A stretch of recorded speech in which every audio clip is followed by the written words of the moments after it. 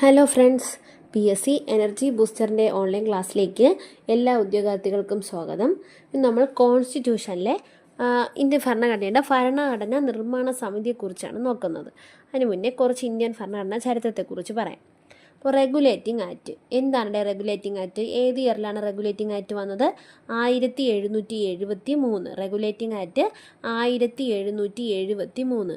English East India കമ്പനിയിലൂടെ ഇന്ത്യയുടെ ഭരണ നിയന്ത്രണത്തിനായി ബ്രിട്ടീഷ് പാർലമെൻറ്റ് പാസാക്കിയ ആദ്യ നിയമമാണ് റെഗുലേറ്റിംഗ് ആക്ട് 1773 എന്ന് പറയുന്നത്. ഇന്ത്യയിലൊരു കേന്ദ്രീകൃത ഭരണത്തിന് അടിത്തറയിട്ട നിയമമാണ് റെഗുലേറ്റിംഗ് ആക്ട്. ഇന്ത്യയിലൊരു കേന്ദ്രീകൃത ഭരണത്തിന് അടിത്തറയിട്ട നിയമമാണ് regulating act. Governor of Bengal എന്ന പദവി ഗവർണർ ജനറൽ ഓഫ് ബംഗാൾ എന്നാക്കി മാറ്റിയ നിയമമാണ് regulating act. Governor of Bengal എന്ന പദവി ഗവർണർ ജനറൽ ഓഫ് ബംഗാൾ എന്നാക്കി മാറ്റിയ നിയമമാണ് റെഗുലേറ്റിംഗ് ആക്ട്. റെഗുലേറ്റിംഗ് ആക്ട് പ്രകാരം ഗവർണർ ജനറലിനെ സഹായിക്കാനായി 4 അംഗങ്ങൾ ഉൾപ്പെടുന്ന ഒരു എക്സിക്യൂട്ടീവ് കൗൺസിൽ സ്ഥാപിതമായി. ബ്രിട്ടീഷ് ഇന്ത്യയിലെ ആദ്യത്തെ സുപ്രീം കോടതി സ്ഥാപിക്കാൻ കാരണമായ നിയമമാണ് ഏത്? Regulating act. ഒരു ചീഫ് ജസ്റ്റിസും മറ്റു 3 ജഡ്ജിമാരുമായി കൽക്കട്ടയിൽ ആദ്യത്തെ സുപ്രീം കോടതി സ്ഥാപിതമായതെന്ന 1774. അപ്പോൾ സുപ്രീം കോടതി സ്ഥാപിക്കാൻ കാരണമായ നിയമമാണ് ഏത്? റെഗുലേറ്റിംഗ് ആക്ട് എന്ന് പറയുന്നത്. ഒരു ചീഫ് ജസ്റ്റിസും മറ്റു 3 ജഡ്ജിമാരുമായി കൽക്കട്ടയിൽ ആദ്യത്തെ സുപ്രീം കോടതി സ്ഥാപിതമായ വർഷമാണ് 1774. കൽക്കട്ട സുപ്രീം കോടതിയിലെ ആദ്യ ചീഫ് ജസ്റ്റിസാണ് സർ എലിജ ഇംബെ. ഇന്ത്യയിൽ ഒരു കേന്ദ്രീകൃത ഭരണത്തിന് അടിത്തറയിട്ടു. ഓക്കെ അല്ലേ? ആക്ട് ഓഫ് സെറ്റിൽമെൻറ്റ് എന്നറിയപ്പെടുന്നത് അമെൻഡിങ് ആക്ട് ഓഫ് 1781 ആണ് അല്ലേ? അപ്പോൾ ആക്ട് ഓഫ് സെറ്റിൽമെൻറ്റ് എന്നറിയപ്പെടുന്നത് അമെൻഡിങ് ആക്ട് ഓഫ് 1781. 1773 റെഗുലേറ്റിംഗ് ആക്ടിൻ്റെ അപാകതകൾ പരിഹരിക്കാൻ കൊണ്ടുവന്നതാണ് ഈ നിയമം എന്ന് പറയുന്നത്. അപ്പോൾ റെഗുലേറ്റിംഗ് ആക്ട് 1773. അടുത്തത് Pitt's India act 1784. Pitt's India act 1784. Regulating ആക്ടിലെ അപാകതകൾ പരിഹരിക്കാനായി പാസാക്കിയ നിയമമാണ് Pitt's India act 1784. Pitt's India act 1784. ഇന്ത്യയിലെ ഭരണവും ഈസ്റ്റ് ഇന്ത്യ കമ്പനിയുടെ പൂർണ്ണ നിയന്ത്രണവും ബ്രിട്ടീഷ് ഗവൺമെൻറ്റിൻ്റെ കീഴിൽ കൊണ്ടുവന്ന നിയമമാണ് പിറ്റ്സ് ഇന്ത്യ ആക്ട്. അടുത്തത് ചാർട്ടർ ആക്ട് 1813. ചാർട്ടർ ആക്ട് എന്ന 1813. ഈസ്റ്റ് ഇന്ത്യ കമ്പനിയുടെ വാണിജ്യ കുത്തവകാശം അല്ലേ? ഈസ്റ്റ് ഇന്ത്യ കമ്പനിയുടെ വാണിജ്യ കുത്തകാവകാശം, അതായത് ചൈനയുമായുള്ള തേയില കറുപ്പ് വ്യാപാരം ഒഴികെ ഔദ്യോഗികമായി അവസാനിപ്പിച്ച നിയമമാണ് charter act 1813. Charter act 1813. Christian മിഷണറിമാർക്ക് തങ്ങളുടെ മതം പ്രചരിപ്പിക്കുവാനും ഇംഗ്ലീഷ് ഭാഷ പ്രചരിപ്പിക്കുവാനും അനുമതി നൽകിയ നിയമമാണ് ചാർട്ടർ ആക്ട് 1813. ക്രിസ്ത്യൻ മിഷണറിമാർക്ക് തങ്ങളുടെ മതം പ്രചരിപ്പിക്കുവാനും ഇംഗ്ലീഷ് ഭാഷ പ്രചരിപ്പിക്കുവാനും അനുമതി നൽകിയ നിയമമാണ് ചാർട്ടർ ആക്ട് 1813. അടുത്തത് ചാർട്ടർ ആക്ട് 1833. അപ്പോൾ റെഗുലേറ്റിംഗ് ആക്ട് എന്ന 1773, Pitt's India act 1783, charter act 1813. Charter act അടുത്തുണ്ട് 1833. ഗവർണർ ജനറൽ ഓഫ് ബംഗാൾ എന്നത് ഗവർണർ ജനറൽ ഓഫ് ഇന്ത്യ എന്നാക്കി മാറ്റിയ നിയമമാണ് ചാർട്ടർ ആക്ട് 1833. ബ്രിട്ടീഷ് ഇന്ത്യയിലെ എല്ലാ എക്സിക്യൂട്ടീവ് ലെജിസ്ലേറ്റീവ് അധികാരങ്ങളും ഗവർണർ ജനറലിൽ നിക്ഷിപ്തമായിരിക്കുമെന്ന് ആക്കിയ നിയമമാണ് ഏത്? 1833 ചാർട്ടർ ആക്ട് എന്ന് പറയുന്നത്. ഒരു കച്ചവട സ്ഥാപനം എന്ന ഈസ്റ്റ് ഇന്ത്യ കമ്പനിയുടെ പദവി റദ്ദാക്കുകയും അത് ഒരു സമ്പൂർണ്ണ ഭരണ സംവിധാനമായി മാറുകയും ചെയ്ത നിയമമാണ് ചാർട്ടർ ആക്ട് 1833. ബ്രിട്ടീഷ് ഇന്ത്യയിൽ ആദ്യമായി നിയമ കമ്മീഷൻ നിലവിൽ വരാൻ കാരണമായ നിയമമാണ് 1833 ചാർട്ടർ നിയമം. ആദ്യ നിയമ കമ്മീഷൻ്റെ തലവനായിരുന്നു ലോർഡ് മെക്കാളെ. Lord Macaulay. അപ്പോൾ ചാർട്ടർ ആക്ട് 1813 പഠിച്ചു, 1833 പഠിച്ചു. അടുത്തത് ഏതാണ്? Charter act 1853. ബ്രിട്ടീഷ് പാർലമെൻറ്റ് പാസ്സാക്കിയ അവസാനത്തെ ചാർട്ടർ ആക്റ്റാണ് ചാർട്ടർ ആക്ട് 1853.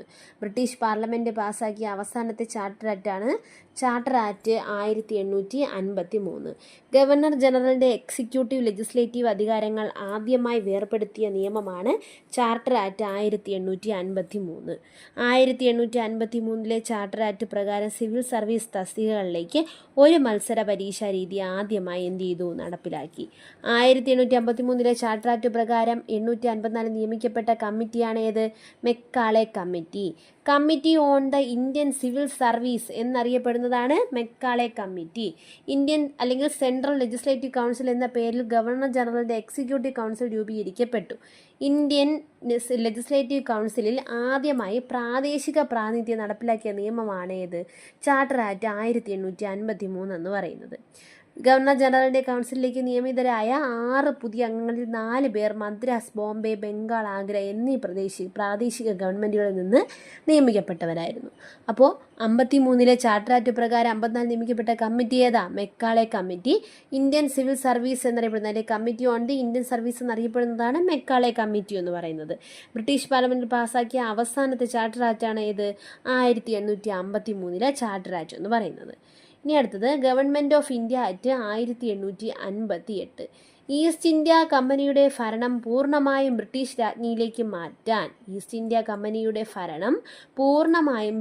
രാജ്ഞിയിലേക്ക് മാറ്റാൻ കാരണമായ നിയമമാണ് government of India act 1858.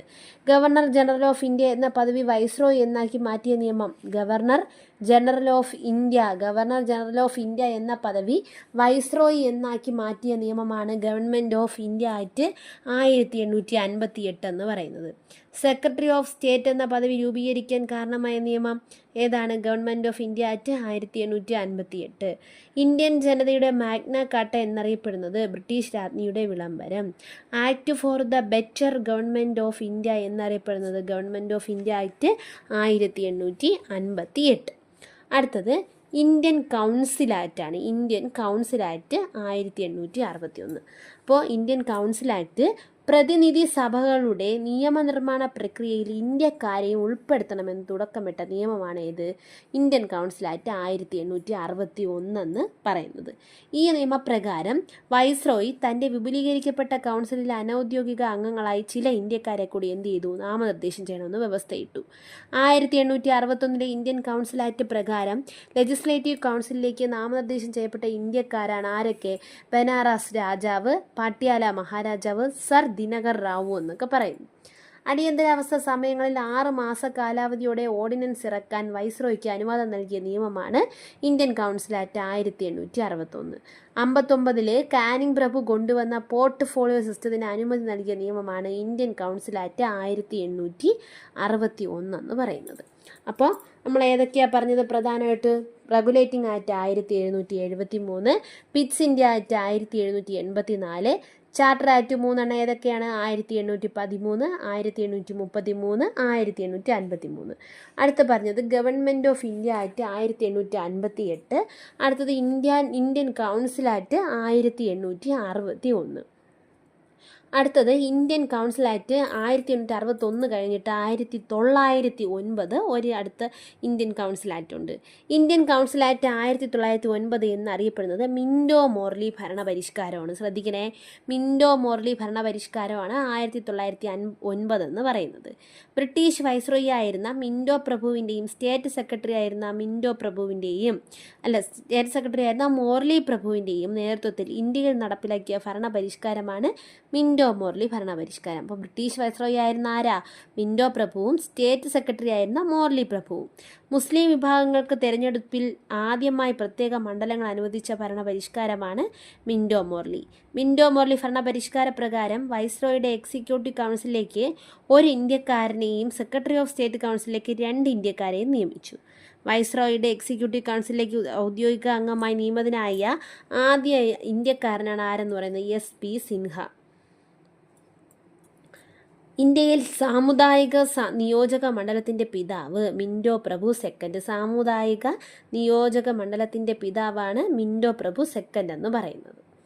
Okay അല്ലേ? അപ്പോൾ ഇനി അടുത്ത് നമുക്ക് ഇതേപോലെ ഗവൺമെൻറ് ഓഫ് ഇന്ത്യ 1919 പഠിക്കാറുണ്ട്. ഇനി സ്വരാജ് പാർട്ടിയെക്കുറിച്ച് നോക്കണം. പിന്നെ സൈമൺ കമ്മീഷൻ വന്നു, സൈമൺ കമ്മീഷനെ കുറിച്ച് നോക്കണം. ഗവൺമെൻറ് ഓഫ് ഇന്ത്യ 1935 ഉണ്ട്. അതൊക്കെ നമുക്ക് അടുത്ത ക്ലാസ്സിൽ നോക്കാം. പറഞ്ഞത് ഏതൊക്കെയാണ്? നമ്മുടെ റെഗുലേറ്റിംഗ് ആക്ട് ഏത് വർഷം? 1773. Pitt's India act 1784. Charter act 3 1813, 1833, 1853. അടുത്തത് government of India act 1858, Indian council act 1861, Indian council act 1909. ഇത്രയാണ് നമ്മൾ നോക്കിയത്. നന്നായിട്ട് ഇത്രയും പഠിക്കുക. ബാക്കി നമുക്ക് അടുത്ത ക്ലാസ്സിൽ ഇരുന്നായിരിക്കും. ഓക്കെ അല്ലേ? എല്ലാവരും കാണണം, ഷെയർ ചെയ്യണം, സബ്സ്ക്രൈബ് ചെയ്യണം. Thank you for watching.